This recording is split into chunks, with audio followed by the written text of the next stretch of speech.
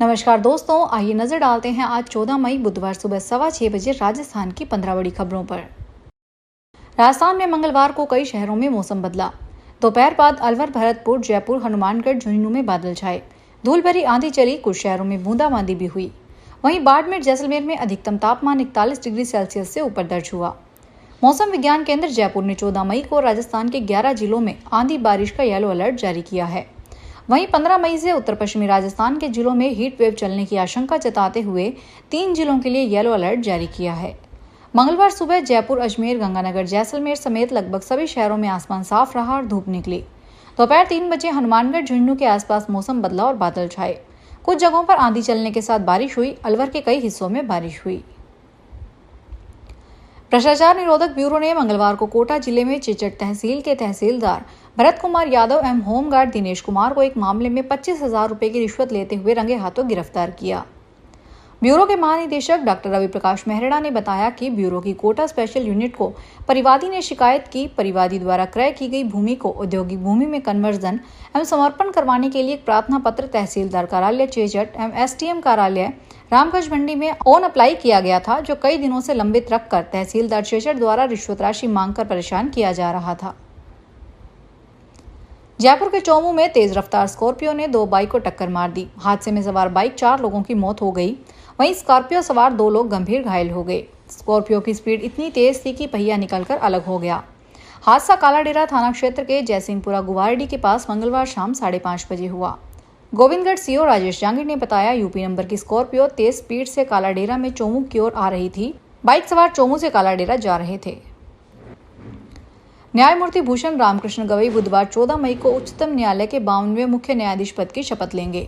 सर्वोच्च न्यायालय के इतिहास में यह एक उल्लेखनीय मील का पत्थर माना जा रहा है, क्योंकि वह पूर्व मुख्य न्यायाधीश के.जी. बालकृष्णन के बाद अनुसूचित जाति समुदाय से न्यायपालिका में शीर्ष पद पर पहुंचने वाले दूसरे व्यक्ति हैं।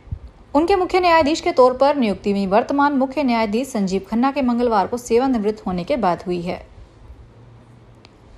प्रधानमंत्री नरेंद्र मोदी मंगलवार सुबह पंजाब के आदमपुर एयरपोर्ट पहुंचे, जहां उन्होंने एयरफोर्स के जवानों से मुलाकात की।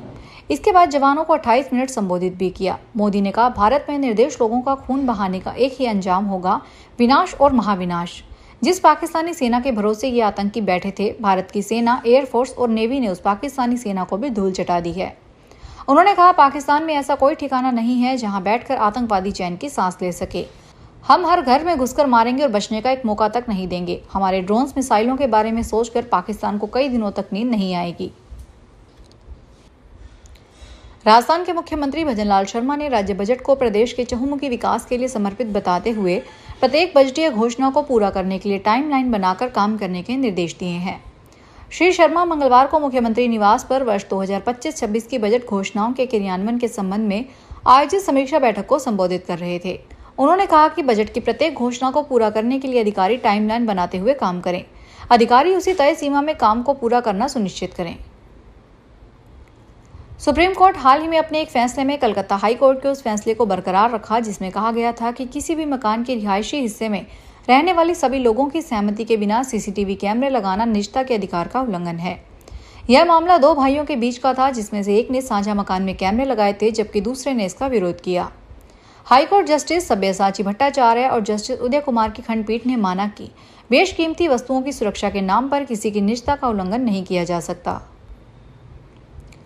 मेडिकल एजुकेशन डिपार्टमेंट की ओर से मंगलवार को एक आदेश जारी करके राज्य के 4 मेडिकल कॉलेजों में 5 अतिरिक्त प्रिंसिपल की नियुक्ति की गई।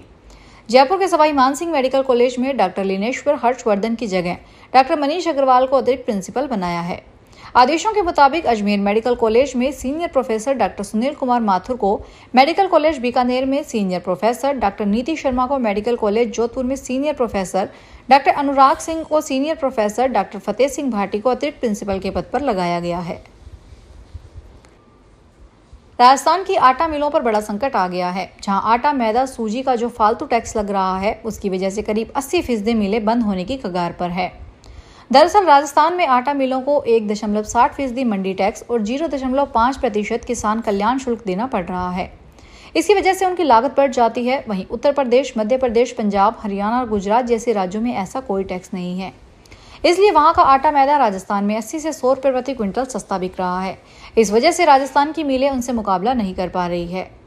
Rajasthan roller flour mill association के पूर्व अध्यक्ष गोविंद ग्रोवर और जोधपुर के बड़े कारोबारी पंकज लोढ़ा जैसे लोगों ने सरकार को कई बार इस बारे में बताया है, लेकिन सरकार ध्यान ही नहीं दे रही है। राजस्थान कर्मचारी चयन बोर्ड ने 21 भर्ती परीक्षाओं का संशोधित भर्ती कैलेंडर जारी कर दिया है। ये परीक्षाएं इसी साल 2 से 16 जून के बीच आयोजित की जाएगी। बोर्ड की ओर से परीक्षा के दिन के साथ भी समय भी बताया गया है कि कौन सा एग्जाम कब कब होगा। बता दें कि संशोधित कैलेंडर से प्रदेश भर के लाखों बेरोजगार युवाओं को काफी राहत मिलेगी। अब अभ्यर्थी तारीखों के अनुसार अपनी अपनी तैयारी को अंतिम रूप दे सकेंगे। इसके लिए अभ्यर्थियों के पास 1 महीने का मौका है।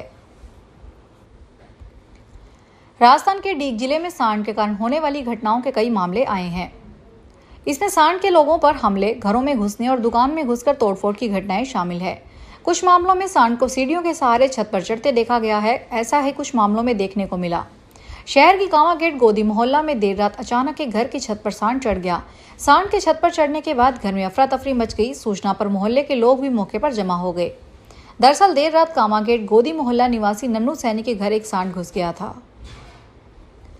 ऑपरेशन सिंदूर की सफलता और भारतीय सेना की जीत के उत्साह में भारतीय जनता पार्टी 20 मई को तिरंगा रैली निकालेगी।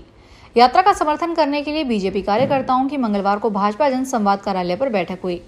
बैठक की अध्यक्षता जिला अध्यक्ष चंद्रवीर सिंह चौहान ने की। वहीं बैठक में भाजपा प्रदेश उपाध्यक्ष मोतीलाल मीणा मुख्य अतिथि के रूप में मौजूद रहे।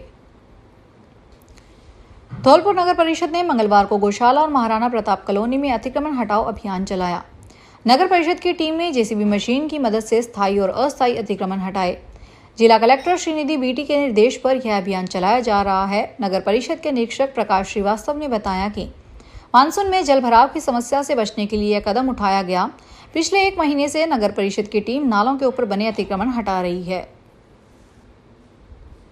बूंदी कलेक्ट्रेट सभागार में मंगलवार को जिला कलेक्टर अक्षय गोदारा की अध्यक्षता में राजस्व अधिकारियों की बैठक आयोजित हुई। कलेक्टर ने राजस्व वसूली के सभी मामलों में 100% लक्ष्य प्राप्त करने के निर्देश दिए। कलेक्टर ने नायब तहसीलदार, विकास अधिकारी और जिला रसद अधिकारी को आपसी समन्वय बनाए रखने को कहा। उन्होंने उपखंड अधिकारियों को पुराने एनएफएस आवेदनों को खारिज करने के निर्देश दिए।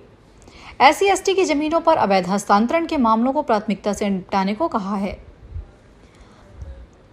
भरतपुर के उच्चैन इलाके में वाटर बॉक्स कॉलोनी में जलभराव की समस्या को लेकर महिलाओं ने अनूठा प्रदर्शन किया। कई बार शिकायत के बाद भी जब प्रशासन जल भराव की समस्या को लेकर कोई काम नहीं किया तो महिलाओं ने कार्यालय के बाहर ढोलक और मंजीरा बजाकर भजन कीर्तन करना शुरू कर दिया, जिससे प्रशासन की नींद खुल सके। स्थानीय निवासी सुभाष चंद ने बताया कि कस्बे में एक वाटर बॉक्स कॉलोनी है, जहां नाली ओवरफ्लो होने के कारण सड़कों पर गंदा पानी भरा हुआ है, जिसके कारण दुपहिया वाहन फिसलकर गिर जाते हैं और उन्हें चोट लग जाती है। फिलहाल के लिए इतना ही। बड़ी खबरों को देखने के लिए चैनल को सब्सक्राइब करें। देखते रहिए SPT न्यूज। धन्यवाद।